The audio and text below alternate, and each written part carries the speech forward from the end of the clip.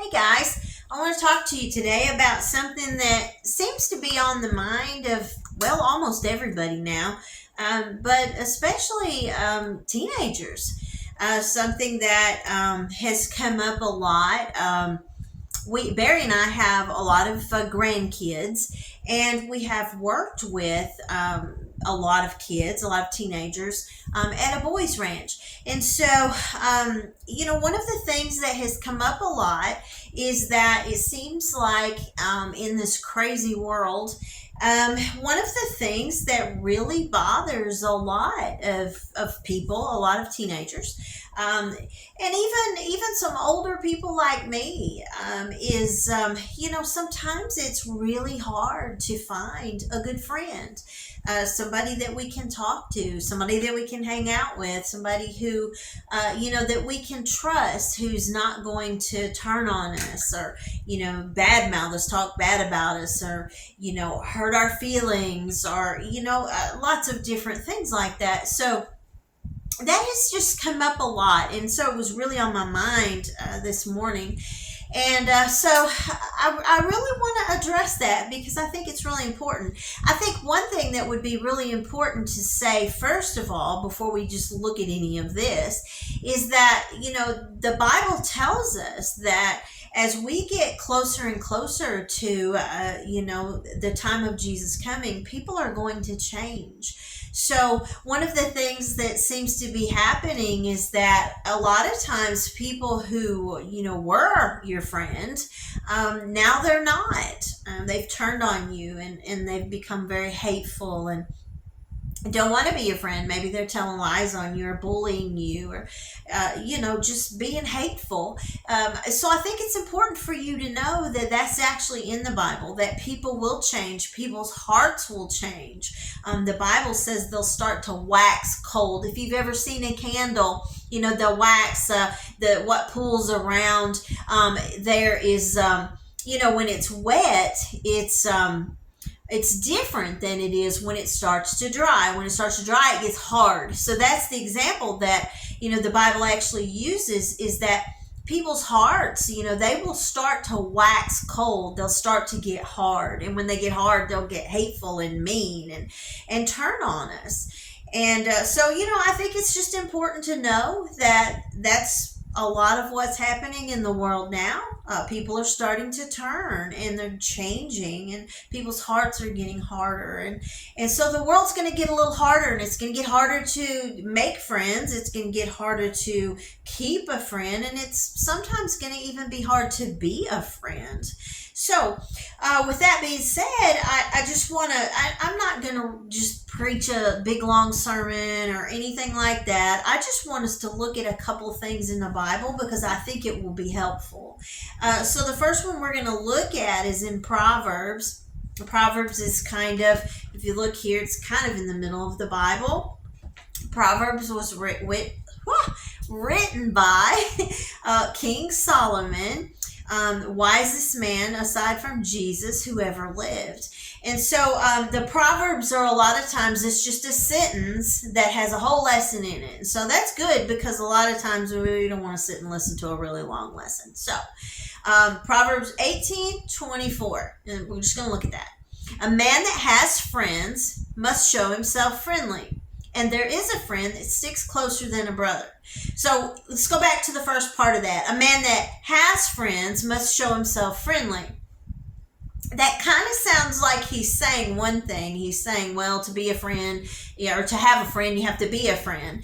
And that can be true. But that's not exactly what this is saying. Remember, we have to remember the Bible's written in a lot of weird words and weird ways. The method of writing is kind of different than the way of talking. We wouldn't say thee and thou and those kind of things. So let's look at what that really means. A man that has friends must show himself friendly. What Solomon was actually saying here is that if, a man that has a whole bunch of friends, he's probably having to compromise. He's probably having to appease those friends, to keep those friends.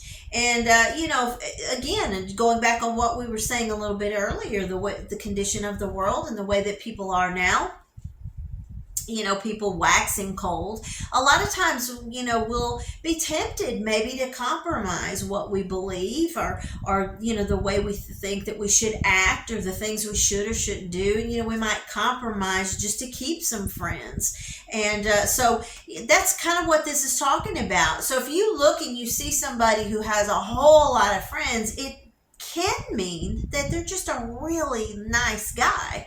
But it can also mean that they're compromising, right for wrong, and what they believe in for what they don't believe in, to keep that group of friends. But the second part of this verse says, there's a friend that sticks closer than a brother.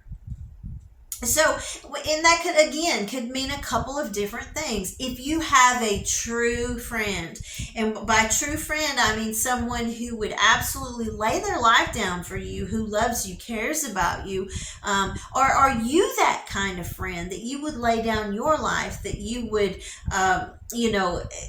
come to the defense of your friends, if someone were to be saying something about them or doing something to them that was wrong. We have to be a good friend. We have to be willing to stick close to them. And so here we see also this reference to someone who is our friend, who sticks closer than a brother. And that's what I really want to talk to you about. So if we go over in the book of John, and you don't have to go there, or you can. I'm in John 15. Again, just a couple of little verses that I want to talk to you about just for a split second. The first thing I want to tell you is, and I'm going to flip my Bible right around. You see these red letters? Anything in the Bible that's written in red letters, that means Jesus said it directly out of his mouth. So let's see what he says about friends. In John 15:14, he says, you are my friends if you do what I command you. He was talking to his disciples. He's also talking to you and me. So how can we be a friend to Jesus? Is to do what he tells us. But I think a better part of this chapter is the next verse, where he says, I am not calling you servants, because a servant doesn't know what his master's doing, but I've called you friends. For all things that I've heard my Father say, I have taught you. And so why is that important? It's important because in this world, a lot of people will put themselves above you and make you feel like you're below them, like you're beneath them. This is Jesus Christ, and he says, I'm not trying to make you below me like a servant. I'm saying that you're my friend if you do what I tell you. And if you do what I tell you, and how does he tell us? He tells us in the Bible. Everything we want to know about how we should act and what we should do is in the Bible.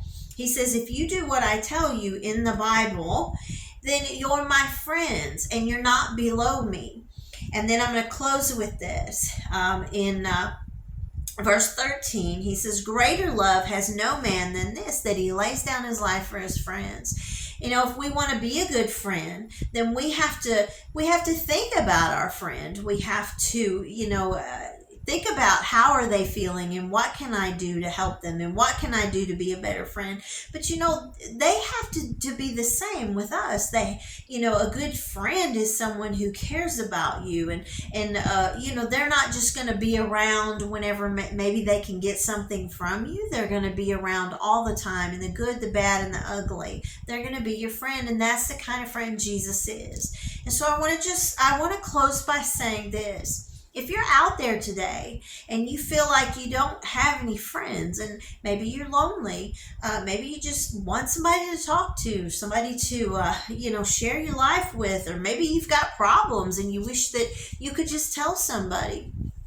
We can know from this part of the Bible that Jesus is that friend. We can tell him everything. We can tell him anything. God wants to hear from us. He wants to know how we're feeling. He already knows, but he wants us to talk to him about that. He doesn't just want us to come to him all the time just asking for things. Sometimes he wants us to come to him and ask him how he's doing. How's your day? Is there something I can do to be a better friend to you, God? God.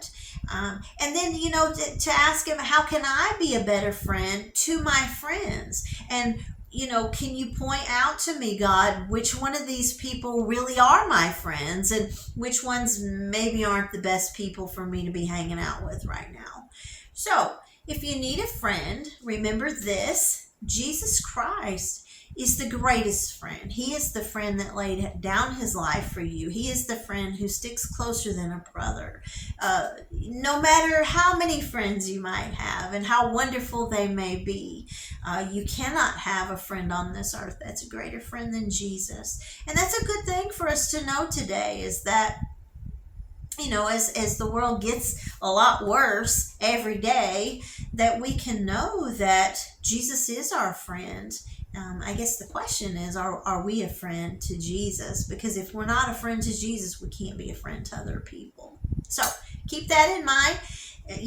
Chin up and remember that Jesus is a friend who sticks closer than a brother, and he will never, ever leave you or forsake you.